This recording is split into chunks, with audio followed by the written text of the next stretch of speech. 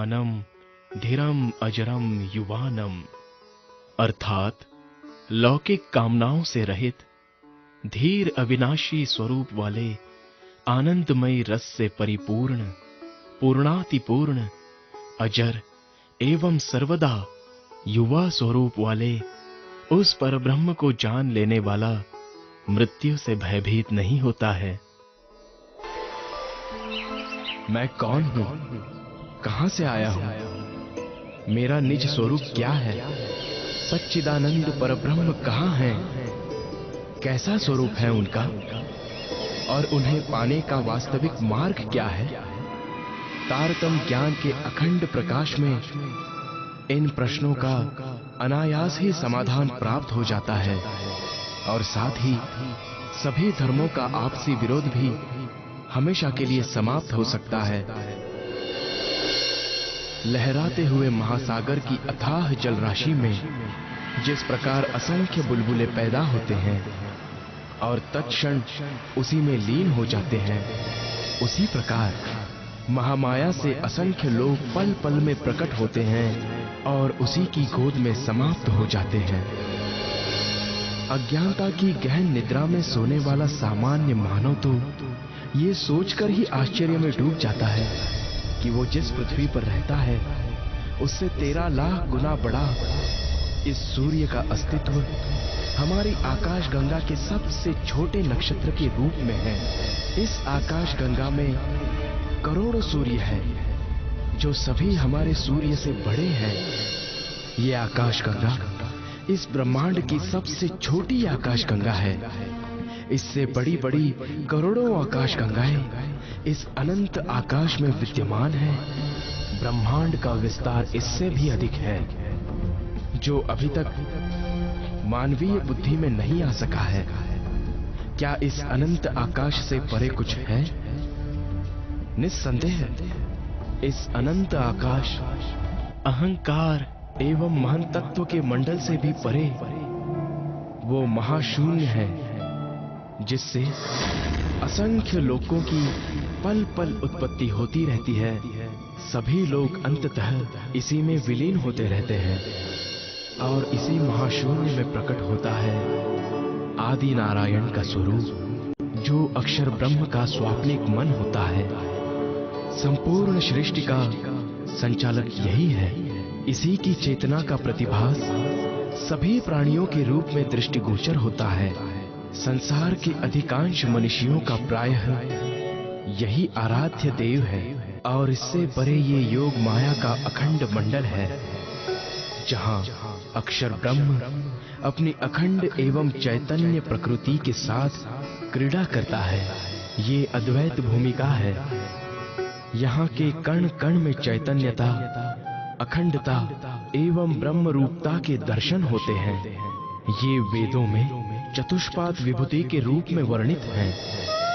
भगवान शिव, महाविष्णु, संकादिक, शुकदेव, कबीर आदि की ध्यान क्रीड़ा का यही स्थान है। किंतु इस योग माया मंडल से परे वो स्वलीला अद्वैत अनादि अनंत परम धाम है जहां के कण कण में सच्चिदानंद परब्रह्म का ही स्वरूप समाया हुआ है। एकमात्र तारतम्य ज्ञान के प्रकाश में ही ये यथार्थ रूप से विदित हो सकता है कि प्रकृति के नितांत परे वो स्वलीला अद्वैत परम धाम कहां है एवं कैसा है। तारतम्येन जानाति सच्चिदानंद लक्षणम। अब हम क्या करें? कैसे समझाएं देवचंद्र को? वो तो हमारी कोई बात मानने को ही तैयार नहीं। इस प्रकार कब तक चलता रहेगा? मैंने सोचा था कि यहां भोजनगर में रहकर देवचंद्र के मन में फिर से अपनी ममता को जगा पाऊंगी, किंतु यहां रहकर भी तो कोई लाभ ही नहीं हो रहा। आखिर वो हमारा इकलौता पुत्र है। हमें कुछ तो करना होगा, नहीं तो मेरा देवचंद्र अपना सारा जीवन बैरागी बनकर ही बिता देगा। मैं भी यही सोच रहा हूं, और मुझे इस बात का एक ही हल दिखाई दे रहा है।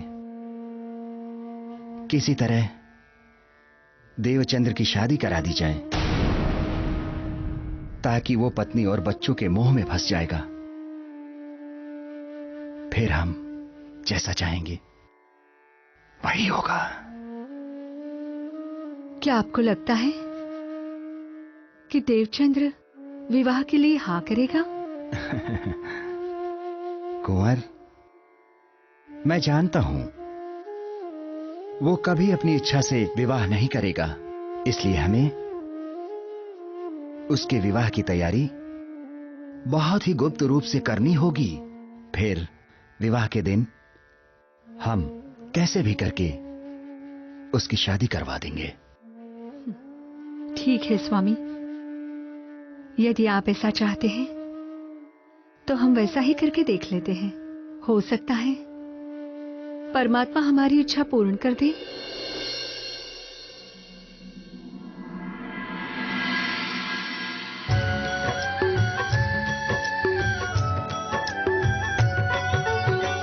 अब संग कीजे तिन गुरु की, खोज के पुरुष पुरन,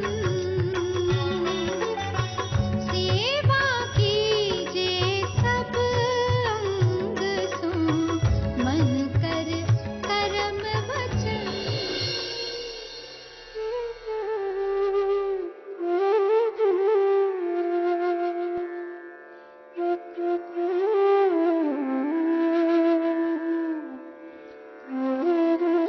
देवचंद्र, मैं तुम्हारी सेवा से अति प्रसन्न हूं, इसलिए मैं तुम्हें मंत्र दीक्षा देना चाहता हूं। अतः तुम आने वाले गुरुवार को प्रातः भद्र भेष होकर आ जाना। जैसी आपकी आज्ञा गुरुदेव। मैं गुरुवार को प्रातः ही उपस्थित हो जाऊंगा।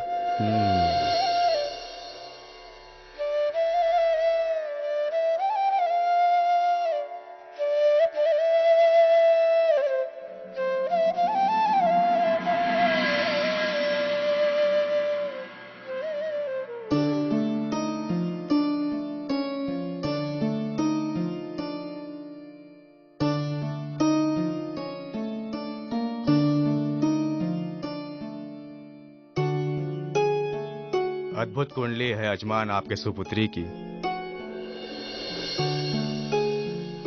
सारे के सारे गुण देवचंद्र की कुंडली से मेल खाते हैं।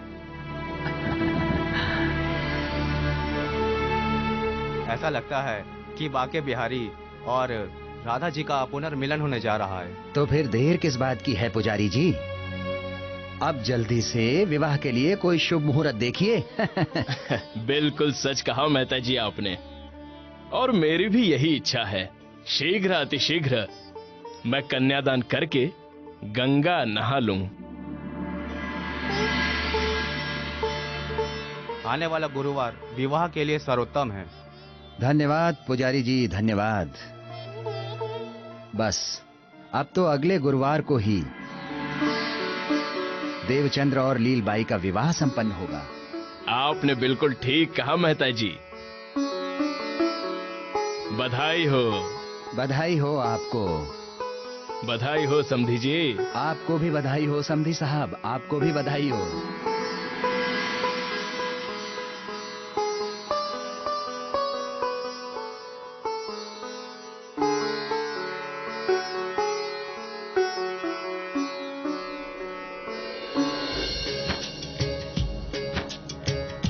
एक और गुरुवर चले देने दीक्षा राह,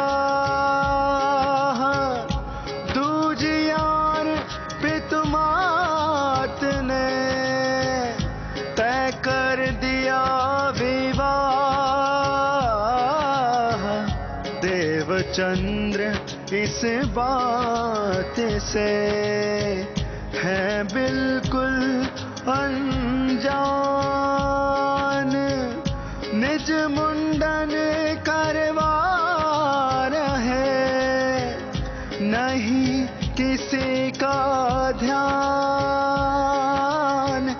नहीं किसी का ध्यान।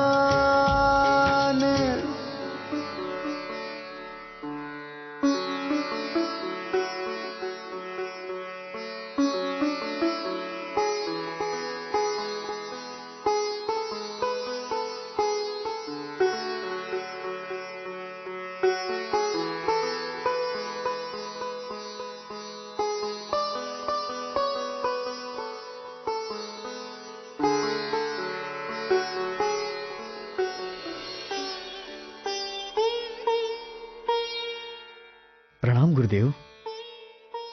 यशस्वी भव देवचंद्र, मैं तुम्हारी ही प्रतीक्षा कर रहा था। आओ यहां बैठो।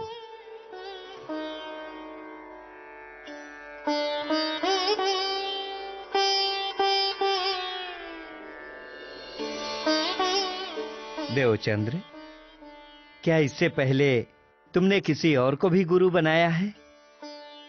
क्या किसी और से भी दीक्षा मंत्र प्राप्त किया है? हाँ गुरुदेव, मैंने संन्यास मत के गुरु से दीक्षा मंत्र प्राप्त किया था। यदि ऐसा है तो देवचंद्र, एक कागज पर उस मंत्र को लिखकर गुथे हुए आटे में मिलाकर रोटी बनाओ और उस रोटी को संन्यास मत के किसी अनुयायी को दे दो, ताकि उसका मंत्र उसके पास वापस चला जाए। किंतु गुरुदेव, यदि आपका मंत्र ज्यादा शक्तिशाली होगा तो पहले वाला मंत्र स्वतः ही मेरे मन से निकल जाएगा। इसलिए यह कार्य करना क्या जरूरी है? आटे में मंत्र लिखा हुआ कागज मिलाकर किसी को रोटी खिला देने मात्र से तो मेरे मन से वो मंत्र जाने वाला नहीं है। बाकी जैसी आपकी आज्ञा। शाबाश देवचंद्र, तुमने सत्य कहा। यदि मेरा मंत्र ज्यादा शक्तिशाली होगा तो तुम्हारे मन में मेरे मंत्र के सिवाय और कोई मंत्र रह ही नहीं सकेगा। अब तुम श्री कृष्ण के स्वरूप को ध्यान से देखो। ये अखंड वृंदावन में प्रेम की लीला कर रहे हैं। इनको ही अपनी आत्मा का पति मानकर एवं अपने आप को एक सखी मानकर सच्चे मन से इनका स्मरण करते रहना। जैसी आपकी आज्ञा गुरुदेव। आपने जैसा कहा मैं आज से वैसा ही करूंगा। मेरे साथ बोलो, भज मन श्री वृंदावन कुंज बिहारी नित्य विलास। भज मन श्री वृंदावन कुंज विहारी नित्य विलास।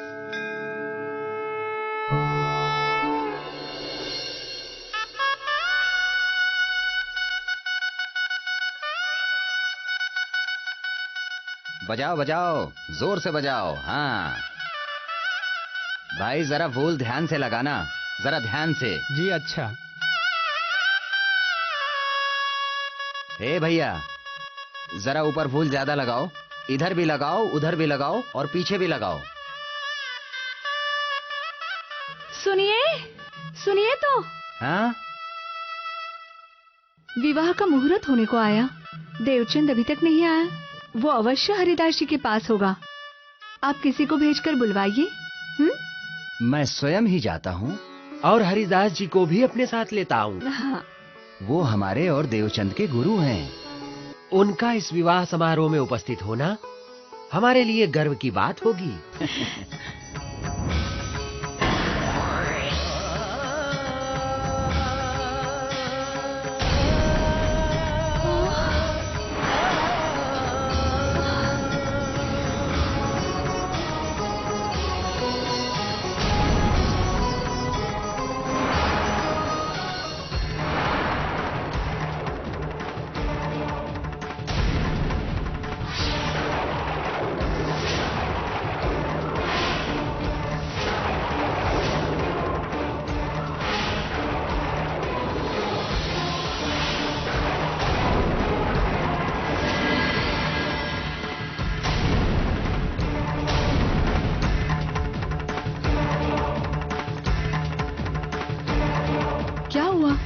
ये क्या हो रहा है?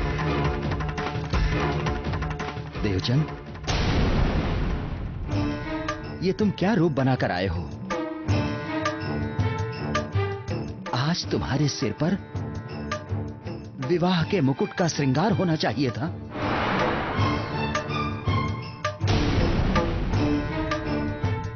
और तुम माता पिता की मृत्यु के शोक जैसा रूप बनाकर आ रहे हो।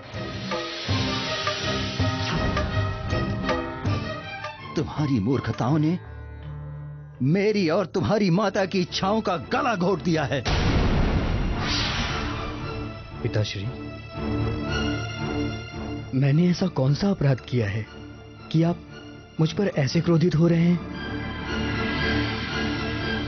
कौन सा अपराध किया है ये मुझसे पूछ रहा है तू? एक तो मेरे जीवित रहते सिर मुंडवाया और दूसरे ये कार्य विवाह के शुभ अवसर पर किया। हे भगवान, कहां मैं आज तुम्हारे सिर पर विवाह का मुकुट देखने की इच्छा किए था और तू सन्यासी बनकर आ गया। देवचंद,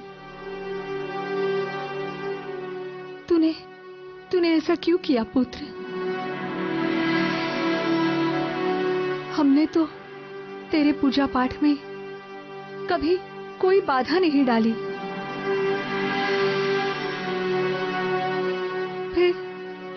फिर तूने ऐसा क्यों किया बेटा? हम सबकी खुशियों पर पानी क्यों फेर दिया? बोल मेरे लाल। आप लोग किस खुशी की बात कर रहे हैं? पुत्र, तेरे विवाह की खुशी। और किस खुशी की? आप जिस सांसारिक विवाह की बात कर रहे हैं, उस सांसारिक विवाह के लिए मैंने आपको बार बार मना किया था, क्योंकि मैं आत्मा का विवाह करना चाहता था और मेरी आत्मा का विवाह जिससे होना था मैं उससे विवाह कर आया। और रहा प्रश्न मेरे मुंडन का, तो आत्मा के विवाह में संसार से विमुख होकर सिर का मुंडन तो करवाना ही पड़ता है। सो मैंने मुंडन करा लिया।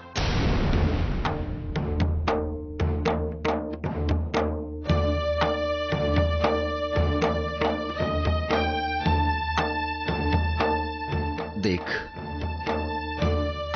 तू मेरा एकमात्र पुत्र है और मैं ये किसी भी कीमत पर सहन नहीं कर सकता कि मेरे जीते जी तू बाबा बनकर इधर उधर घूमता रहे।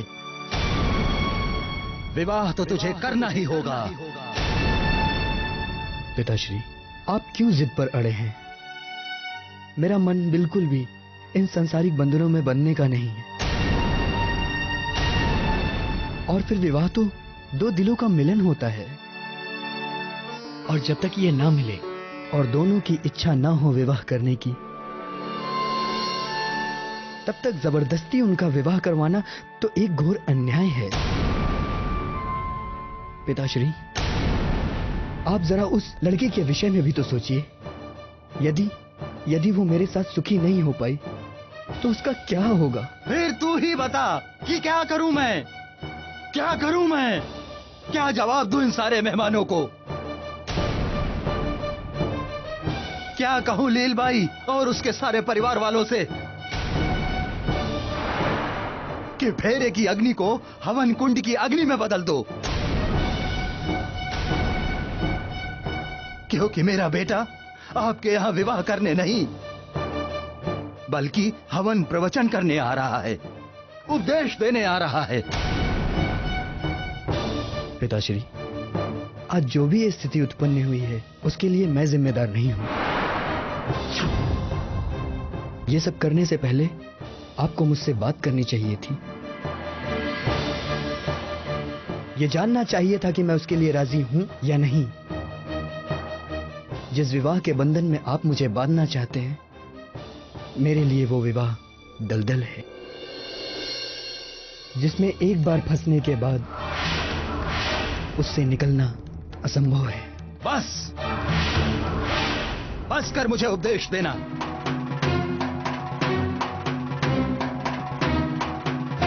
मेरा निर्णय अंतिम निर्णय है। या तो आज तेरी इस घर से बारात निकलेगी, या हम दोनों की अर्थी।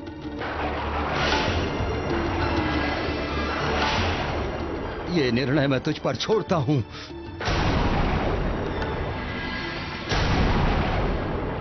आपकी जिद के आगे मैं विवश हूं पिताश्री। जैसी आपकी इच्छा है मैं वैसा ही करूंगा,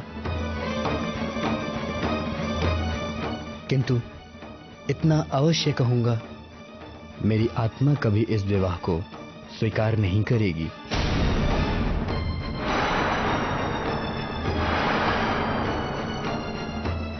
पुत्र,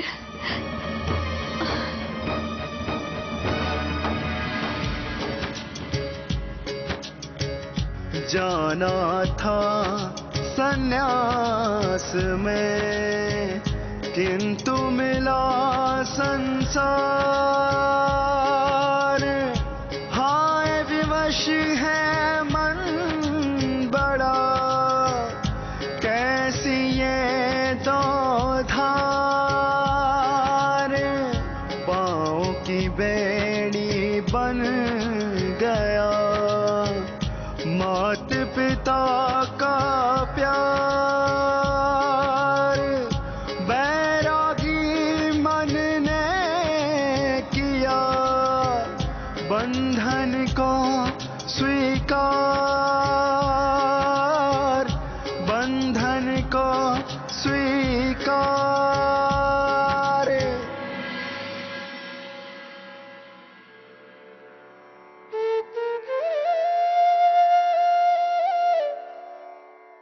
और इस तरह देवचंद्र जी ने ना चाहते हुए भी अपने माता पिता के दबाव में आकर लीलबाई से विवाह कर लिया, किंतु इससे उनके भक्ति व सेवा के भाव में कोई अंतर नहीं पड़ा। वे पहले की तरह ही निर्मल और शुद्ध भाव से भक्ति और श्री हरिदास जी की सेवा करते रहे। वे सारा दिन मंदिर में ही रहते थे और रात्रि के 12 बजे मात्र एक पहर के लिए घर आते थे। प्रातः 3 बजे पुनः मंदिर में आकर परिक्रमा करने लगते थे।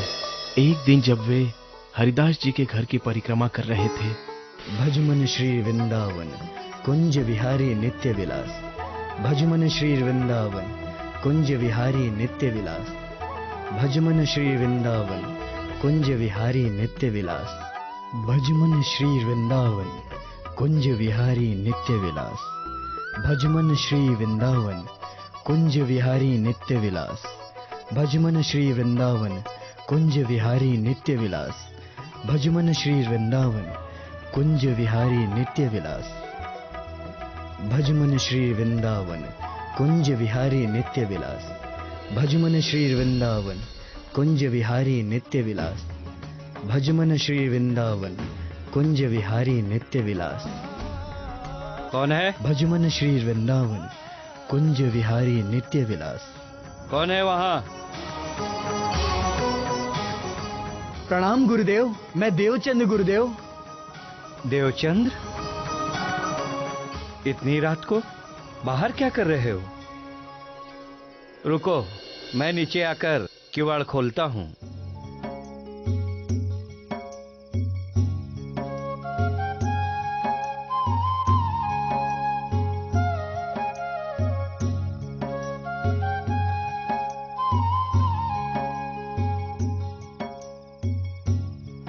प्रणाम गुरुदेव। प्रणाम। यशस्वी भव। तुम रात के दूसरे पहर तो मेरे पास से गए थे, फिर वापस क्यों आ गए? और मेरे घर की परिक्रमा क्यों कर रहे थे? गुरुदेव, मुझे ऐसा लगा कि सवेरा हो गया है, इसलिए चला आया। देवचंद्र, अभी तो रात भी पूरी तरह नहीं गुजरी। इस समय रात का तीसरा पहर चल रहा है। क्या तुम घर पर तनिक भी आराम नहीं करते? जाओ घर जाकर आराम करो और सूर्य निकलने पर ही आना। जैसी आज्ञा गुरुदेव। अशुभ कर्म निंदा लिए, शुभ कर्म नाम ना लई जाए। गोप साधन कीजे ते माटे, गोप साधन कीजे ते माटे। जेम सुख जीवने पोह तू थाए, जेम सुख जीवने पोह तू थाए।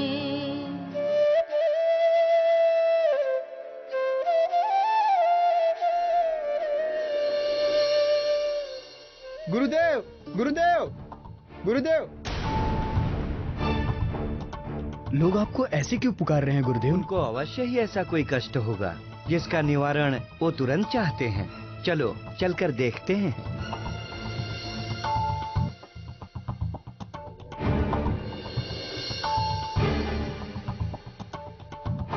हरिदास जी, हरिदास जी, मेरे बच्चों को बचाइए, मेरे बच्चे को बचाइए हरिदास जी।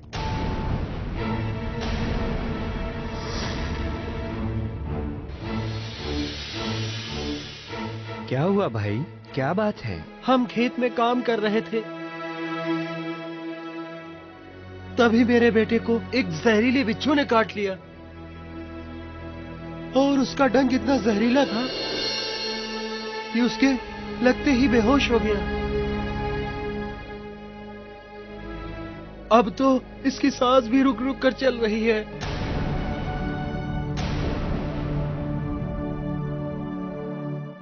ये मेरा इकलौता बेटा है,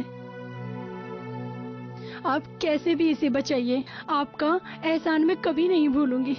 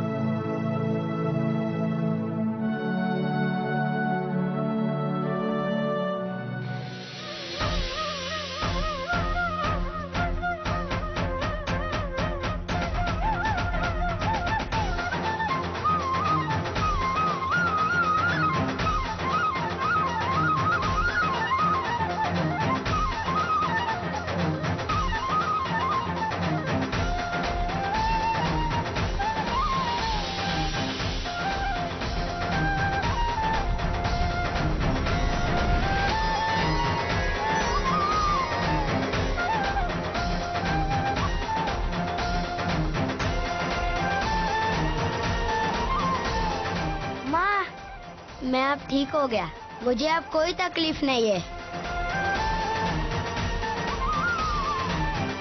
माँ, माँ, माँ, हाँ बेटा। माँ, हरिदास जी, मेरा लाल। दुनिया में दान तो लोग बहुत सारी चीजों का करते हैं, लेकिन ये जीवन दान सिर्फ भगवान ही कर सकते हैं। आपने मेरे बेटे की जान बचाई, इसलिए आप मेरे भगवान समान ही हैं। अगर आप ना होते तो मेरा बेटा जिंदा न होता। मैं ये आपका एहसान जिंदगी भर नहीं भूलूंगा। आज अगर आप ना होते तो मेरा बच्चा जिंदा नहीं बचता। आप भुजनगर में हम सब के लिए एक मसीहा हो। हम आपका बदला कभी नहीं चुका सकते, कभी नहीं चुका सकते। मैं कोई मसीहा नहीं भाई, यह सब तो प्रभु की कृपा है। अच्छा, अब आप बच्चे को घर ले जाएं।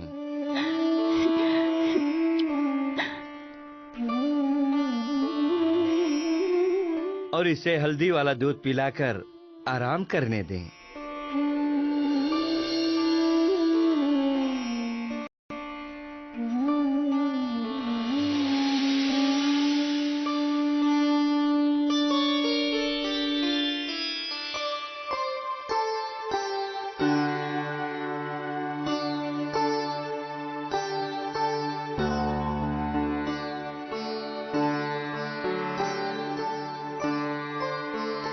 बिच्छू का जहर उतारने वाला ये मंत्र बड़ा परोपकारी है। यदि समय रहते मंत्र द्वारा उसका जहर ना निकलता तो वो लड़का जिंदा नहीं बचता। देवचंद्र, मैं चाहता हूं कि तुम भी इस मंत्र को सीख लो।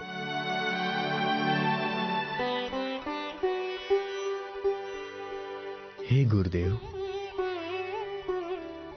जो मंत्र आपने पहले मुझे दिया था वो मंत्र मैंने विधिवत सखी भाव से अपने मन में धारण कर लिया है। वह मंत्र जन्म मरण के समय होने वाले लाख बिच्छू के काटने जैसे दुख से नित्य वृंदावन का अखंड सुख प्रदान करता है। ऐसा शक्तिशाली मंत्र जिसके हृदय में बसा हो, उस हृदय में बिच्छू के जहर को काटने वाला मामूली सा मंत्र कैसे समा सकता है?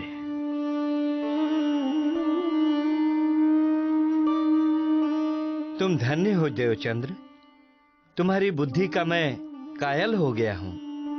तुम में साधारण मनुष्यों से अलग बुद्धि है। नहीं गुरुदेव, मुझसे अधिक बुद्धि और ज्ञान आपके पास है। नहीं, यह सत्य नहीं है। तुम्हारे पास जैसी विवेकशील बुद्धि है वैसी मेरे पास भी नहीं है। आत्मकल्याण के बारे में जैसा तुम्हारा दृढ़ विश्वास है वैसा विश्वास मेरे पास नहीं है। देखना, एक समय आएगा जब बड़े बड़े विद्वान और ज्ञानी तुम्हारी बुद्धि का लोहा मानेंगे, तुम्हारे ज्ञान के आगे नतमस्तक होंगे।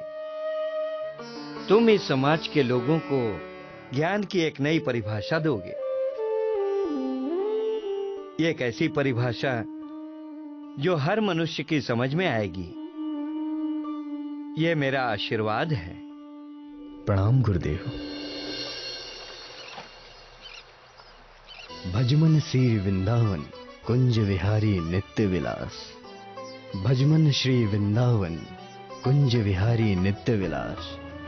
भजमन श्री वृंदावन कुंज विहारी नित्य विलास।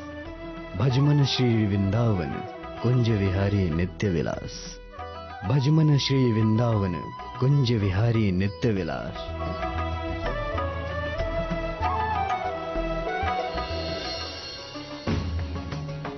आज फिर देवचंद मेरे घर की परिक्रमा कर रहा है। इसका अर्थ यही हुआ कि देवचंद्र प्रतिदिन मंदिर की परिक्रमा करता है। लेकिन मंदिर की परिक्रमा के साथ साथ मेरी भी तो परिक्रमा हो रही है। अरे देवचंद्र, प्रणाम गुरुदेव। रुकिए।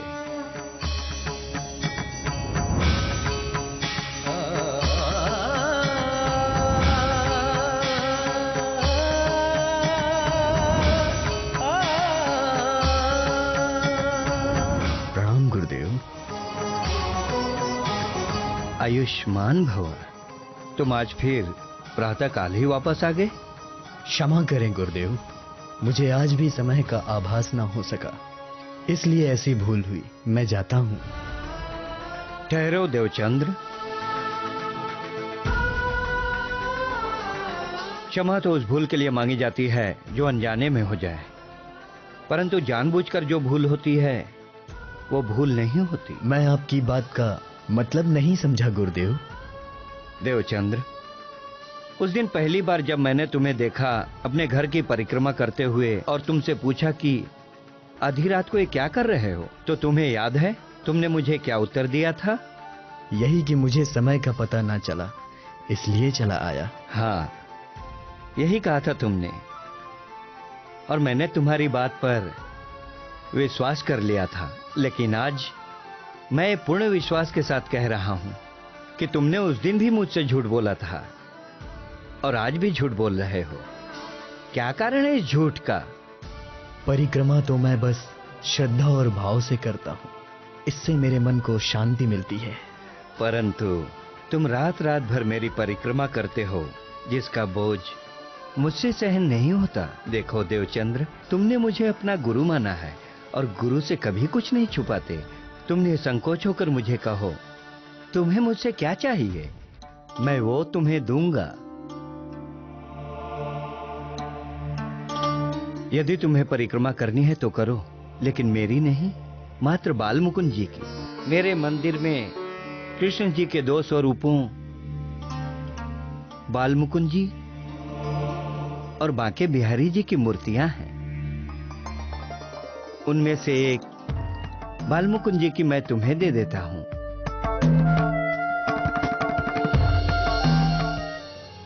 तुम उस मूर्ति को अपने घर में स्थापित कर लेना।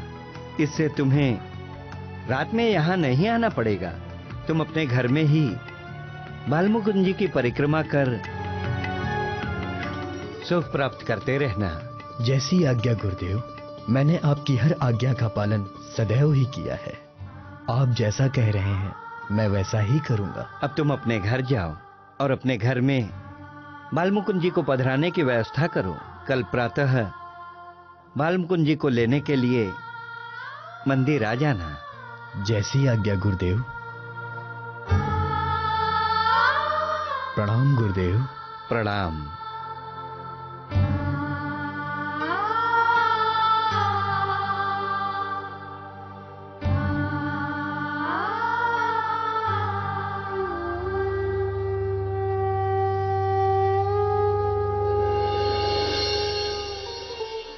हे सुंदर साथ, हरिदास जी ने देवचंद्र जी को बालमुकुंद की सेवा के उद्देश्य से बालमुकुंद की मूर्ति भेंट करने का वचन तो दे दिया, किंतु हरिदास जी स्वयं ये नहीं जानते थे कि अब एक ऐसी लीला घटने जा रही थी जिसकी कल्पना भी नहीं की जा सकती थी।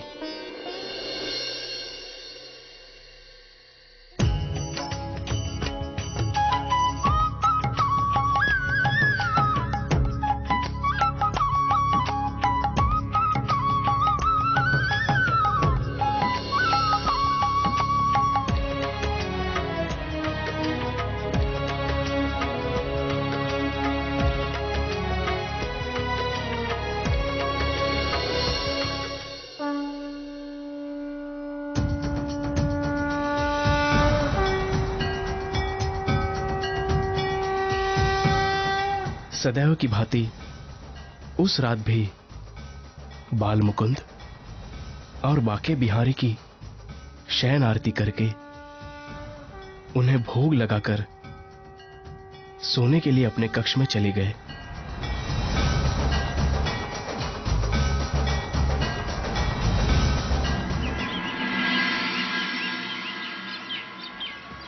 किंतु भोर होते ही जब हरिदास जी पुनः आरती के लिए कक्ष में गए तो वो स्तब्ध रह गए।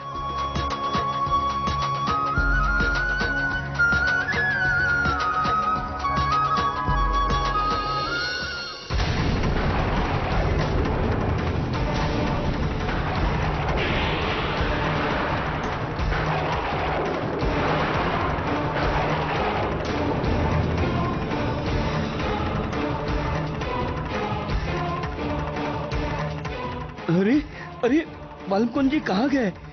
रात्रि में मैंने उन्हें यहीं तो रखा था।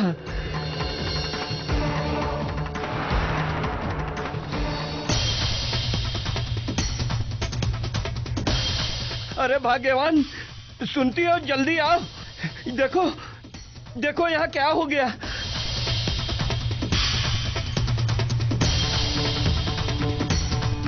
कहिए स्वामी, क्या बात है? अनर्थ हो गया भाग्यवान, अनर्थ। देखो बालमुकुंद जी अपने स्थान पर नहीं है।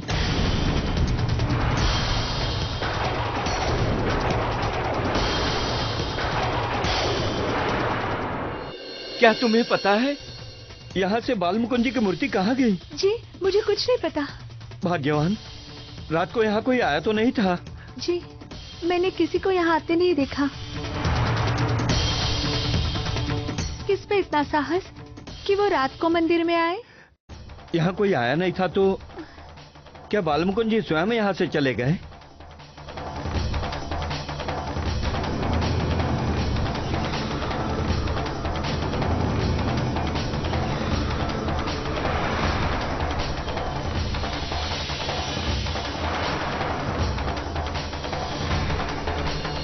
यह क्या हो गया? अब मैं देवचंद्र को क्या जवाब दूंगा? कहीं वो ये न सोचे कि मैं उनको मूर्ति नहीं देना चाहता था, इसलिए मैंने छिपा दिया। गुरुदेव, बाल मुकुंद जी की मूर्ति कहाँ गई? यही तो पता नहीं चल रहा। कल रात मैंने शयन आरती करके एवं भोग लगाकर उन्हें शयन कराया था, किंतु प्रातः जब मैंने मंदिर का दरवाजा खोला तो मैंने उन्हें यहां नहीं पाया। देवचंद्र, तुम कहीं यह तो नहीं सोच रहे कि मैंने जानबूझकर उन्हें कहीं छिपा दिया है? नहीं गुरुदेव, आप कदापि ऐसे विचार अपने मन में ना लाएं। ना ही आप कोई ग्लानि करें। ये तो मेरे अंदर की ही कोई कमी है, जिसके कारण भगवान अदृश्य हो गए। गुरुदेव, आपने तो वचन द्वारा श्री बाल मुकुंद जी को मुझे दे ही दिया था। यह तो मेरी ही किसी कमी के कारण हुआ है। इस पर आप तनिक भी शोक ना करें। देवचंद्र, तुम्हारे भक्ति भाव में डूबे शब्द मेरे मन को शांति नहीं दे सकते। मेरे मन को शांति उसी समय मिलेगी जब बाल मुकुंद जी के दर्शन होंगे, और उस समय तक मैं अन्न जल ग्रहण नहीं करूंगा। यह मेरी प्रतिज्ञा है।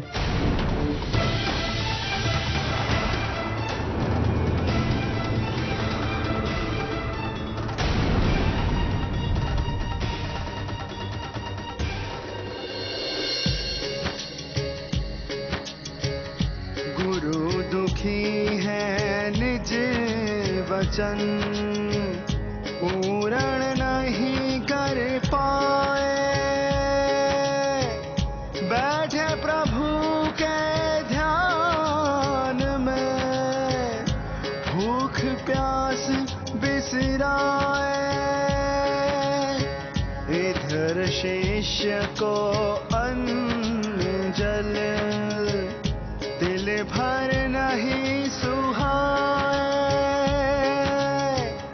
गुरु ही भोजन ना करे तो शिष्य कहाँ से खाए।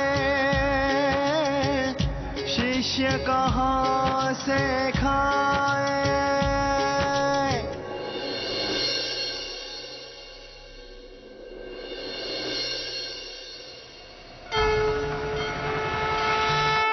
हरिदास, हरिदास, हरिदास, हरिदास, हरिदास। प्रभु, प्रभु, देखो हम आ गए हैं। प्रभु, प्रभु, आप कहाँ चले गए थे प्रभु? आपको ढूंढते ढूंढते मेरी आंखें पथरा गई थी प्रभु। हम कहीं नहीं गए हैं हरिदास, हम तो वही मंदिर में ही अपने आसन पर विराजमान हैं। प्रभु, यदि आप मंदिर में ही हैं, तो मुझे दिखाई क्यों नहीं दिए? भक्त हरिदास, वो इसलिए क्योंकि तुम हमें देवचंद्र जी के घर भेज रहे थे, इसलिए मैं अदृश्य हो गया। प्रभु, ऐसा करके मैं कोई अपराध कर रहा था? हाँ हरिदास, ऐसा ही समझ लो। परंतु प्रभु, देवचंद्र तो मेरा शिष्य है। वो भी आपकी सेवा भक्ति उसी भक्ति भाव से करता आया, जिस भाव से सदा मैंने आपकी सेवा भक्ति की है। फिर क्यों आप मुझसे रूठ गए प्रभु? हरिदास, तुमने जो भी कहा वो सत्य है, परंतु तुम्हें देवचंद्र जी के स्वरूप की पहचान नहीं हो पाई है। तुम्हें उनकी महिमा नहीं पता है। वे तो सर्व देवों के देव और इष्टों के इष्ट हैं। इसी कारण मैं ना तो उनकी सेवा सहन कर सकता हूँ और ना ही उनका कोई एहसान ले सकता हूँ। परंतु प्रभु, अब मैं देवचंद्र को क्या उत्तर दूं? मैंने तो उन्हें आपको देने का वचन दिया है। मेरे वचन की लाज रहने का उपाय अब आप ही बताइए प्रभु।